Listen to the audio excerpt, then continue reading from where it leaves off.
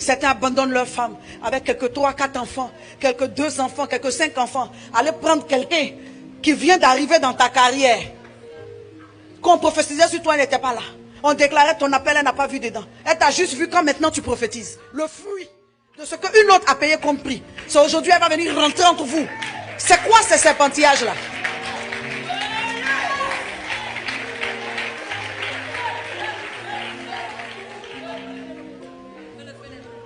Souvent, quelques hommes sont frustrés quand on parle de ces messages parce que ça concerne peut-être un aspect de leur vie. Je suis désolé.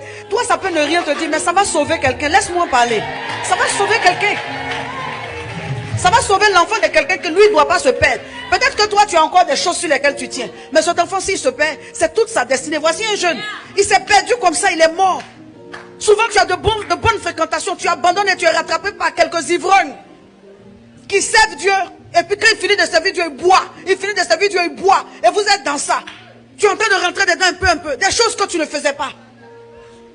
Regarde où c'est en train de te mener. Tu as une destinée. Tu as appelé.